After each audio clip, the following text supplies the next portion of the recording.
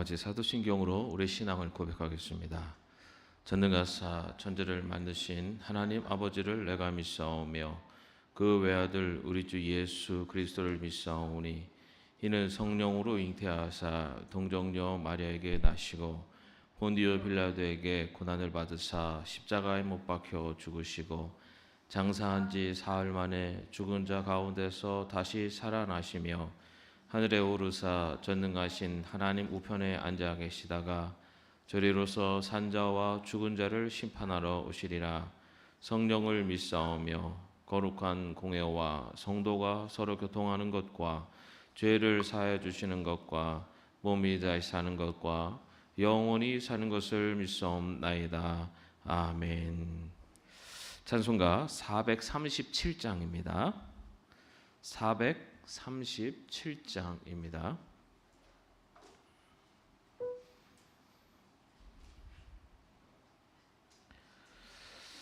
네, 함께 찬양하겠습니다.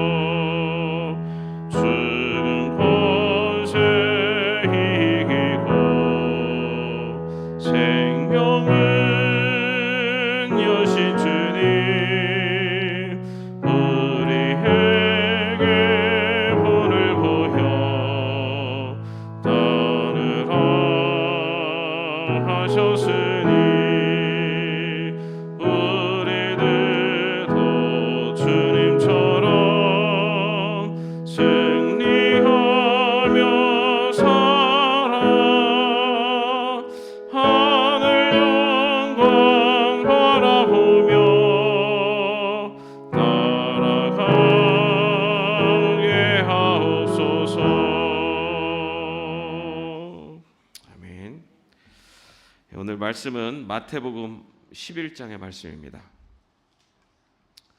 마태복음 11장 28절 30절까지의 말씀입니다. 마태복음 11장 28절에서 30절까지의 말씀 같이 합독하겠습니다. 수고하며 무거운 짐을 진 사람은 모두 내게로 오너라. 내가 너희를 쉬게 하겠다. 나는 마음이 온유하고 겸손하니 내 멍에를 메고 나한테 배워라. 그리하면 너희는 마음에 쉼을 얻을 것이다. 내 멍에는 편하고 내 짐은 가볍다. 아멘. 우리가 너무 잘 아는 말씀인데요. 수고하고 무거운 병든 사람들은 모두 내게로 오너라. 누가 한 말일까요? 네. 병든 사람들은 내게 오너라는 엿장수가 한 말입니다. 여러분, 수고하고 무거운 짐을 진 사람은 내게 오라고 하신 거, 예수님이 그렇게 말씀하셨고요. 병든 사람들은 다 내게 오라. 엿장수의 말이라고 합니다. 아재 개그인데 그래도 아재들이 다 통합니다. 여러분, 이 말씀 우리가 너무 좋아하고 그래 정말 인생을 살아가면서 때로는 참 위로를 받고 힘을 얻는 그런 말씀이기도 합니다. 예수님께서 수고하고 무거운 짐을 진 사람은 모두 내게 오너라 라는 이 말씀이 때로는 나에게 하시는 말씀처럼 다가올 때는 이것만큼 더 큰 위로의 말씀이 없는 것 같습니다. 여기서 저희가 조금 더 이제 살펴볼 것은 수고한 자라는 의미인데, 이것의 그 헬라어의 의미는요, 어떤 육체적으로 좀 지치고 한 사람들이라는 뜻을 갖고 있습니다. 그래서 어떤 삶에 지쳐 있는, 또 당시의 상황으로는 여러 가지 육체적 노동이나 그런 어려움 속에 있는 사람들을 구체적으로 얘기하기도 하고요. 그리고 또 이런 육체적인 그 고통, 다시 말해 어떤 건강에 그런 고통 속에 있는 사람들도 이 수고한 자라고 하는 것에 포함되어 있기도 합니다.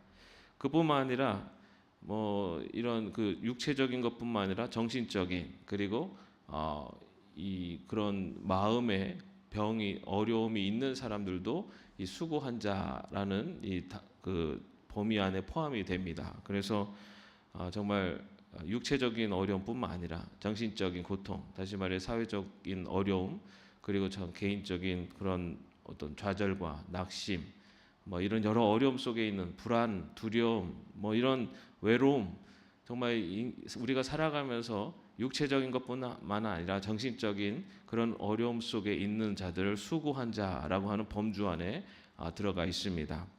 그리고 또한 그와 동시에 무거운 짐을 진 자라고 되어 있는데요. 여기서 이 무거운 짐을 진 자라고 하는 그 문법의 그 문법을 보면은 여기 수동형으로 되어 있어요. 그래서 무거운 짐을 지워진 자입니다. 그러니까 본인 스스로가 진 게 아니라 외부로부터 무거운 짐을 지게 된 자를 말합니다. 그래서 여기서 무거운 짐을 진 자, 다시 말해서 외부로부터 짐을 지워져서 무거운 짐을 져야만 하는 사람들을 말합니다. 당시로 말하면은 당시에 이제 로마 통치 시대였잖아요. 그래서 로마 통치 시대의 속국에서 살아가고 있는 사람들을 말하기도 하고요. 특별히 그래도 권력과 부가 있는 사람들은 그런 무거운 짐에서 벗어날 수 있었지만 힘이 없고 약한 사람들, 그래서 당시 사회적으로 약자에 속한 사람들을 바로 무거운 짐을 진 자라고 말할 수가 있습니다.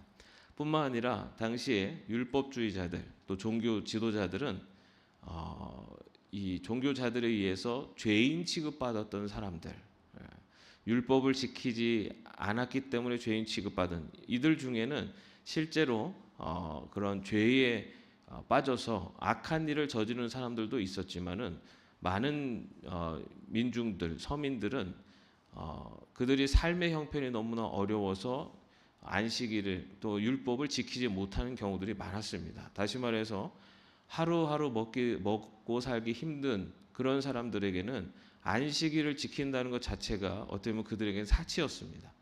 왜냐하면 당장 오늘 하루 일을 하지 않으면 가족들이 굶어 죽는 상황에서 안식일을 지키기 위해서 하루를 쉬면은 온 가족이 굶어야 되는 그런 상황에서는 안식일을 지킬 수가 없었습니다.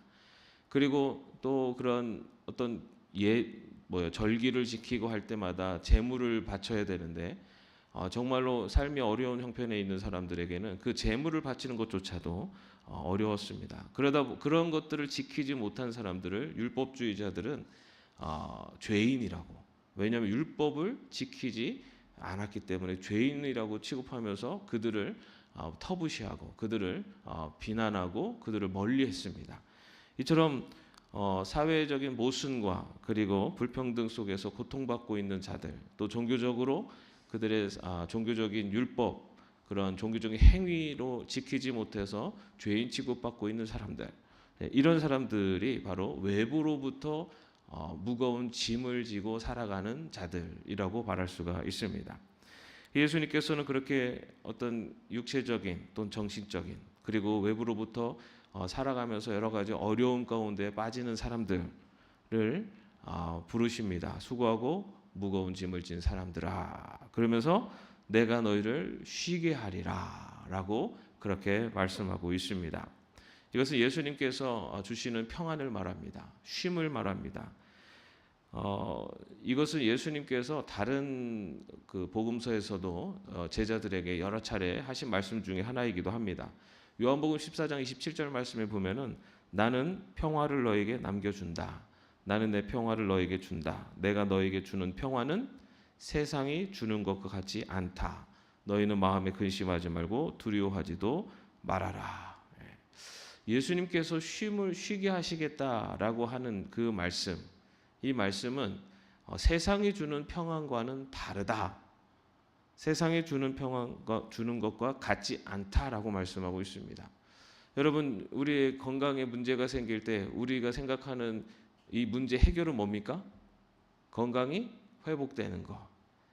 내가 여러 가지 살아가면서 어려운 문제가 생겼어요. 우리 가정에 경제적인 어려움이 생겼습니다. 그럼 우리가 생각하는 평안을 누리는 방법은 뭡니까? 우리의 경제적인 문제가 해결되는 거, 그죠? 그런데 예수님이 주시는 평안은 세상 것과 같지 않다라고 말씀하고 있습니다. 여러분 한번 살아온 인생을 돌아보면 우리가 살아오면서 삶의 형편, 우리의 삶의 조건들이 어렵고 힘들 때 그때 누구나 참 마음이 쉽지 않죠. 어렵고 한데 정말로 어떨 때가 더 나에게 고통이었나?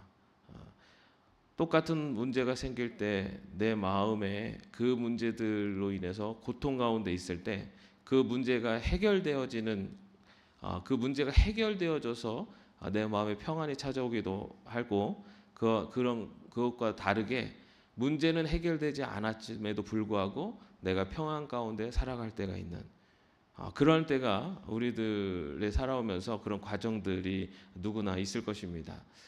뭐냐면은 똑같은 일을 당해도 누군가는 그것이 고통일 수 있지만 누군가에는 그것이 고통이 아닐 수가 있다는 거죠.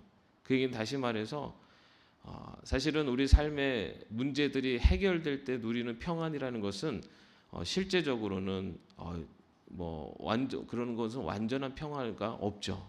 왜냐하면 우리가 살아가면서는 언제나 어떤 문제라도 생길 수 있기 때문입니다.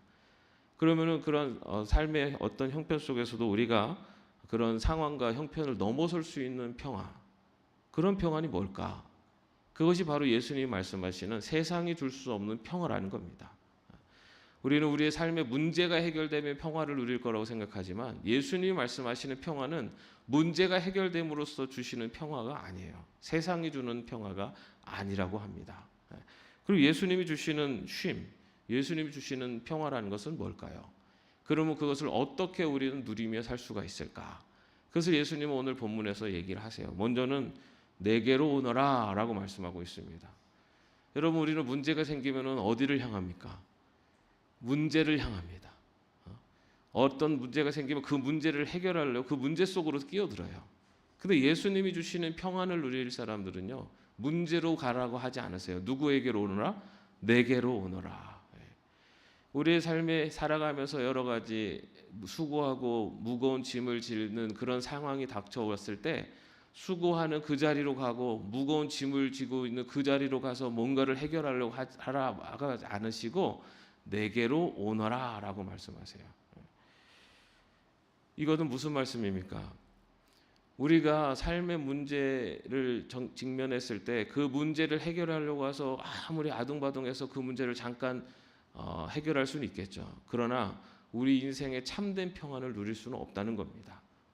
여러분, 경제적인 경제적인 것은 어느 정도가 돼야지 여러분 만족하며 사시겠습니까? 그냥 하루 먹고 살 정도면 행복해 이렇게 사시는 분도 계실 수 있지만 그것 이상으로 자꾸만 더 많은 것들, 앞으로 내가 이제 노후 생활도 해야 되고 또 자녀들도 또 손주들 학교도 보내야 되고 막 여러 가지 생각을 하면은 더 많이 내가 가지면 가질수록 행복할 것 같죠. 여러분, 그런데 얼마만큼 가지면 행복할까요? 여러분, 우리가 살아가는 이 세상의 삶의 형편과 상황 속에서 우리는 참된 평안을 누리기는 참 어렵습니다.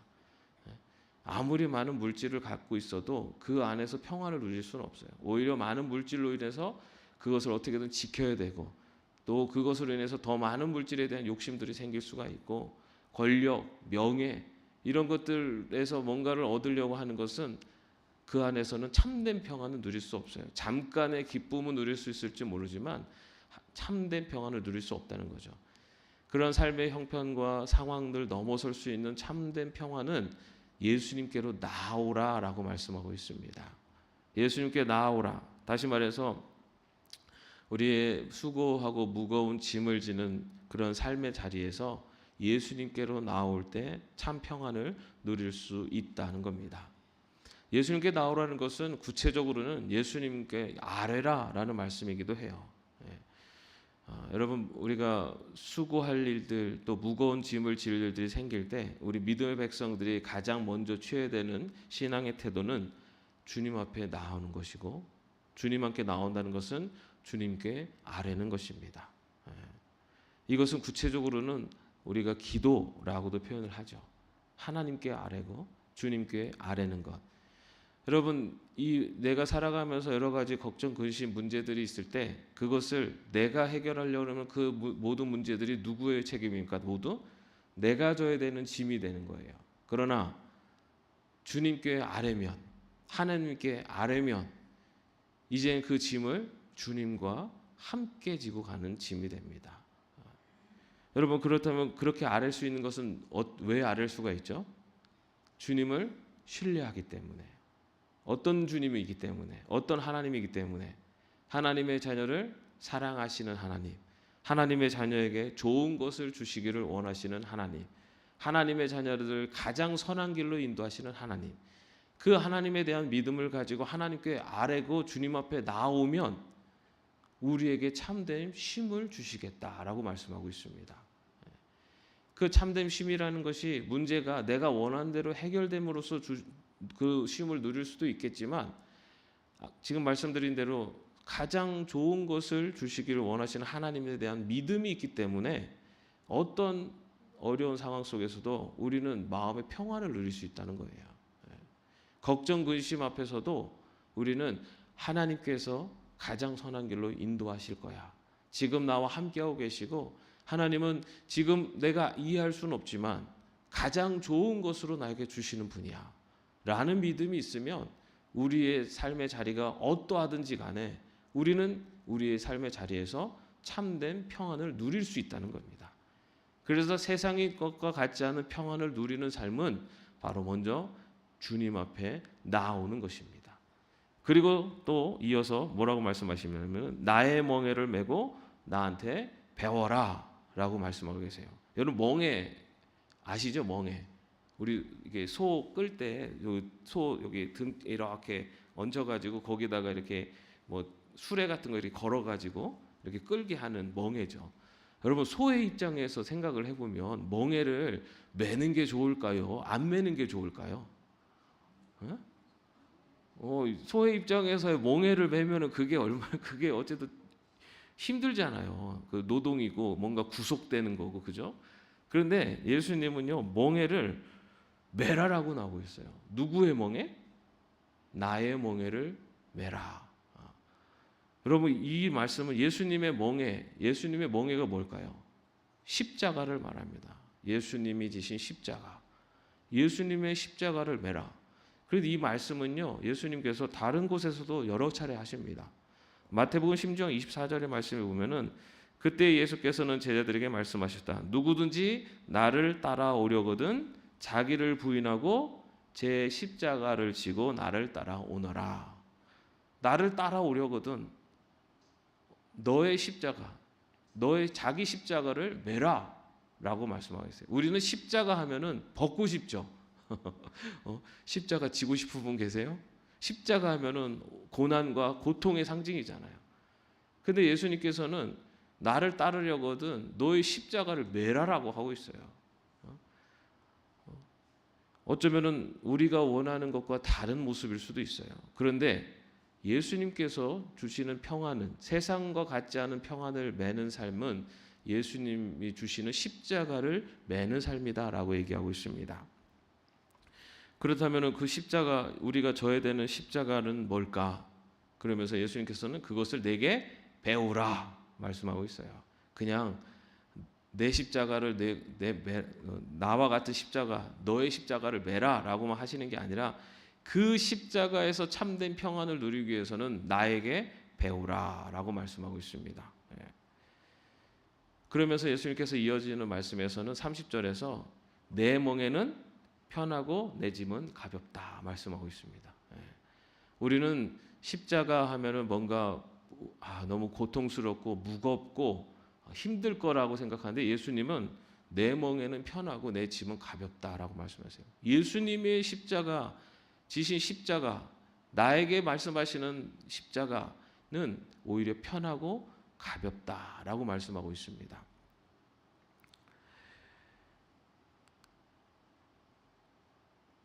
멍에를 매면은 오히려 자유가 구속함을 받고 내 삶이 더 무겁고 힘들어질 것 같은데 멍에를 매면 오히려 자유함을 누리고 내 삶에 평안함이 임할 것이다 라고 말씀하고 있습니다. 그 말씀을 또 요한복음 8장에서도 이렇게 말씀하세요. 예수께서 자기를 믿은 유대 사람들에게 말씀하셨다. 너희가 나의 말에 머물러 있으면 너희는 참으로 나의 제자들이다. 그리고 너희는 진리를 알게 될 것이며 진리가 너희를 자유롭게 할 것이다. 예수님 안에 머물러 있으면 진리가 너희를 자유하게 할 것이다. 예수님의 십자가를 지는 것은, 멍에를 매는 것은 자유함을 누릴 수 있는 길이다라고 말씀하고 있습니다. 그렇기 때문에 예수님께 배워야 됩니다. 여러분, 예수님께 배우지 않고 그냥 내 십자가를 매면 그 십자가가 때로는 나의 어깨를 짓누르는 또 다른 짐이 돼요. 그 십자가가 때로는 나에게 율법이 되어져서 신앙생활을 하는데 오히려 나의 삶의 자유가 아니라 구속이 되고 나를 억압하는 것이 됩니다. 이것이 바로 율법이었죠. 여러분, 우리가 예배를 드리러 오는 자리가 예수님이 말씀하시는 참된 평안, 그리고 예수님이 어떠한 예배를 원하시는지를 알지 못하고 이거 꼭 가야 되는 자리야, 억지로 가는 자리면요, 그 예배는 나에게 무거운 짐이 됩니다. 그런데 그 예배가 어떠한 자리인지를 알고 그 예배를 통해서 주시는 은혜가 무엇인지를 내가 안다면 그 예배는 나에게 가벼운 짐, 편안한 멍에가 되는 것입니다. 그것을 예수님께 배우라고 말씀하세요. 예수님께 배우라. 예수님께 배우려면 어떻게 하면 될까요? 예수님께 배우려면 첫째는 예수님과 함께 살아야 돼요. 여러분, 예전에 스승과 제자는 지금처럼 지식을 가르치는 이런 선생님하고는 좀 달랐어요. 뭐냐면 스승과 제자는요, 이 제자들은 스승을 동행하며 스승과 따라다녔습니다. 스승하고 함께 살았어요. 예수의 제자들이 3년 동안 예수님과 같이 동거동락하면서 살았잖아요. 그게 스승과 제자였습니다. 그건 무슨 얘기입니까? 스승과 함께 다니면서 스승이 말하는 내용을 듣고 스승이 하는 행동을 따라하는 겁니다. 그게 바로 배우는 거예요.